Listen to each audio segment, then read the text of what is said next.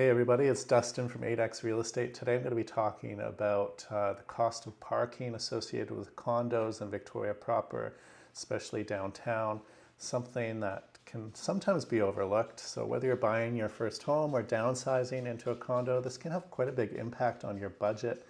I'd say historically the rule of thumb us realtors have used was about $50,000 is what you should expect.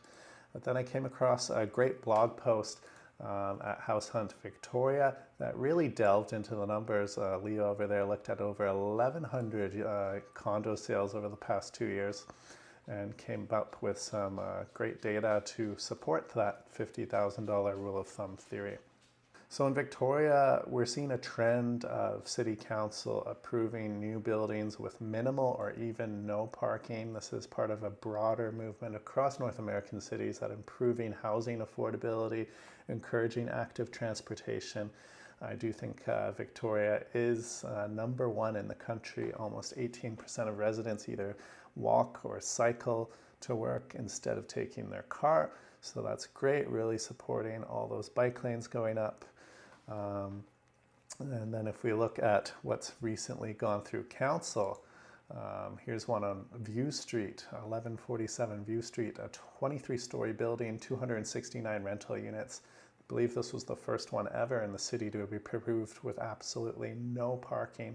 There is going to be a ton of cycling spaces here. It's in a great location for this 98, 99 walk and bike score. So really accessible, probably a good spot for a project like this. Here's another more recent one, Quadra and Fizgard by Rise Developments. They're doing a 91 unit rental building. Typically they would have been required to provide 60 parking stalls, but it's got approved with only 4 parking stalls. So really almost no parking there. And then here's another recent one by Fort Properties right beside the YMCA on Broughton Street. Smaller building, a 6-story, 42-unit rental building. Approved, no parking.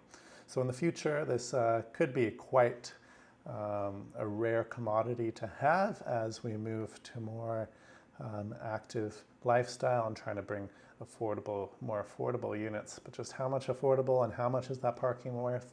Well, let's look at what House Hunt Victoria came up with. So they looked at over 1,100 condo sales from 2023 to 2024.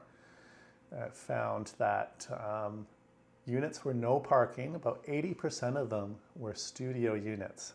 So most studio units, the smallest units out there, a lot of them had no parking. If you look at 2-bedroom units, almost 90% of those units had at least one parking stall. Few of those luxury larger units, sure, you might find 2 stalls assigned to a 2-bedroom unit, but pretty rare. And then the same for a 1-bedroom unit. Almost 72% of 1-bedroom condos included 1 parking spot. So what was the cost? Well, studios with parking were about $53,000 more than a studio without. Even though it's pretty rare, that was the price premium. 1-bedrooms, $78,000 more than a 1-bedroom without. So there's a little bit of a caveat here with that. So the average 1-bedroom unit without parking was 548 square feet. And then the average 1-bedroom unit with parking was 654 square feet. So you got to take into account a little bit larger square footage. So that $78,000 more is not, you can't associate that purely based on having parking. Those units were also a little bit larger. And then the same thing goes for those units that did have 2 parking stalls. Those units were quite a bit larger, averaging just shy of 1,200 square feet, where the typical 2-bedroom unit with 1 stall was about 1,025 square feet. So they did a regression and tried to account for the difference in finished square footage, and came out with a value of $46,540 for each parking spot. So pretty spot on the rule of thumb. Would say, and in my experience and what I'm seeing out there, you can expect to pay about $50,000 for a parking spot.